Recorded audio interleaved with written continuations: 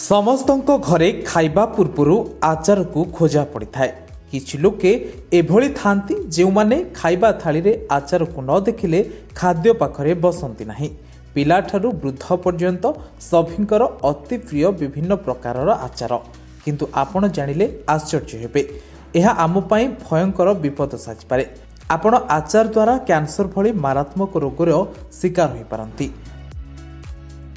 ଆଚାରକୁ ନେଇ ବର୍ତ୍ତମାନ କିଛି ସାଂଘାତିକ ତଥ୍ୟ ସାମ୍ନାକୁ ଆସିଛି। ଯଦି ଆପଣ ଭୁଲ ଜାଗାରେ ଆଚାର ରଖୁଛନ୍ତି ତାହେଲେ ସାବଧାନ ହୋଇଯାନ୍ତୁ, ଏହା ଆପଣଙ୍କୁ ବିପଦରେ ପକାଇବ। ବର୍ତ୍ତମାନ ବଜାରରେ ବିଭିନ୍ନ ପ୍ରକାର ଆଚାର ବିକ୍ରି ହେଉଥିବା ବେଳେ ପୂର୍ବ ସମୟରେ ଘରେ ଘରେ ମା, ଜେଜେମା, ଆଈ, ମାଉସୀ ତିଆରି କରୁଥିଲେ ସ୍ୱାଦିଷ୍ଟ ଖଟା ମିଠା ରାଗ ଆଚାର। ଆଉ ଏହାକୁ ଚିନା ମାଟିର ବୋତଲ କିମ୍ବା କାଚ ବୋତଲରେ ବର୍ଷ ବର୍ଷ ଧରି ସାଇତି ରଖୁଥିଲେ। କିନ୍ତୁ ଏବେ ପ୍ଲାଷ୍ଟିକ ଜାରରେ ରଖାଯାଇଥିବା ଆଚାର ବଜାରକୁ ଆସୁଛି, ଯାହାକୁ ଆଚାର ପ୍ରେମୀମାନେ ଘରକୁ କିଣି ନେଉଛନ୍ତି।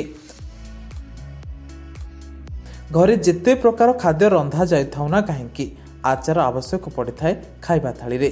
ଥାଳିରେ 6 ତିଅଣ 9 ଭଜା ଥାଇ ମଧ୍ୟ ଆଚାର ବିନା ଖାଇବା ଅଧୁରା ଲାଗେ। ଯଦି ଖାଦ୍ୟ ଥାଳିରେ ଆଚାର ଅଛି ତେବେ ଖାଦ୍ୟ ଟିକେ ଅଧିକ ଖାଇ ହୋଇଥାଏ। କିନ୍ତୁ ବର୍ତ୍ତମାନ ସମୟରେ ବଜାରରେ ବିକ୍ରି ହେଉଥିବା ଆଚାର ପ୍ଲାଷ୍ଟିକ ଜାରରେ ଆସୁଛି, ଯାହା ଅନେକ ହାନିକାରକ ସାଜୁଛି। ତେବେ ଘରେ ଘରେ ସଭିଙ୍କ ପ୍ରିୟ ସାଜିଥିବା ଏହି ଆଚାର ବର୍ତ୍ତମାନ ଚିନ୍ତାର ବିଷୟ ପାଲଟିଛି।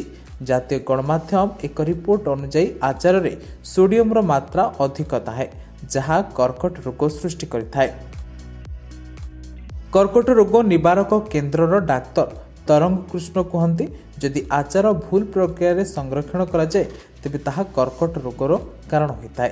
ଡାକ୍ତରଙ୍କ କହିବା ଅନୁସାରେ ପ୍ଲାଷ୍ଟିକ ଜାରରେ ଆଚାର ରଖିବା ଦ୍ୱାରା କର୍କଟ ରୋଗର ଆଶଙ୍କା ବଢ଼ିଥାଏ।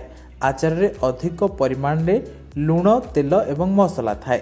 ଯେତେବେଳେ ଏହା ପ୍ଲାଷ୍ଟିକ ସଂସ୍ପର୍ଶରେ ଆସେ, ପ୍ଲାଷ୍ଟିକ BPA ଏବଂ ଫାଲେଟ୍ସ ଭଳି କ୍ଷତିକାରକ ରାସାୟନିକ ପଦାର୍ଥ ଛାଡ଼ିଥାଏ। ଏହି ରାସାୟନିକ ପଦାର୍ଥ ଗୁଡ଼ିକ ହେଉଛି ଏଣ୍ଡୋକ୍ରାଇନ୍ ବିଭ୍ରାନ୍ତକାରୀ, ଯାହା ଆପଣଙ୍କ ହରମୋନ ସନ୍ତୁଳନକୁ ବିଗାଡ଼ିଥାଏ। ଯଦି ଆପଣ ଅଧିକ ଦିନ ଧରି ପ୍ଲାଷ୍ଟିକ ଜାରରେ ରଖାଯାଇଥିବା ଆଚାର ଖାଆନ୍ତି ତେବେ ଏହା କର୍କଟ ରୋଗର କାରଣ ହୋଇପାରେ। ପ୍ଲାଷ୍ଟିକରୁ ବାହାରୁଥିବା ବିଷାକ୍ତ ପଦାର୍ଥ ଆଚାରରେ ମିଶିଥାଏ, ଯାହା ସ୍ୱାସ୍ଥ୍ୟ ପାଇଁ ବେଶ୍ କ୍ଷତିକାରକ ହୋଇଥାଏ। ଆପଣ ପ୍ଲାଷ୍ଟିକ ବଦଳରେ କାଚ ଏବଂ ସେରାମିକ ପାତ୍ରରେ ଆଚାର ରଖିପାରିବେ। ଏହା ଆପଣଙ୍କ ସ୍ୱାସ୍ଥ୍ୟ ପାଇଁ ବେଶ୍ ଲାଭଦାୟକ ରହିବ। ତେବେ ଅତ୍ୟଧିକ ଆଚାର ଖାଇବା ଦ୍ୱାରା ପାକସ୍ଥଳୀ କର୍କଟ ହେବାର ଆଶଙ୍କା 50%କୁ ବୃଦ୍ଧି ପାଇଥାଏ। ଯଦି ଆପଣ ନିଜକୁ ସୁସ୍ଥ ରଖିବାକୁ ଚାହୁଁଛନ୍ତି ତେବେ ପ୍ରତ୍ୟେକ ଦିନ ଆଚାର ଖାଆନ୍ତୁ ନାହିଁ ଏବଂ ଆଚାର ରଖିବା ପାଇଁ ପ୍ଲାଷ୍ଟିକ ଜାର୍ ବ୍ୟବହାରକୁ ବନ୍ଦ କରି କାଚ କିମ୍ବା ସେରାମିକ ପାତ୍ର ବ୍ୟବହାର କରନ୍ତୁ। ବ୍ୟୁରୋ ରିପୋର୍ଟ, ଚର୍ଚ୍ଚା ନ୍ୟୁଜ୍।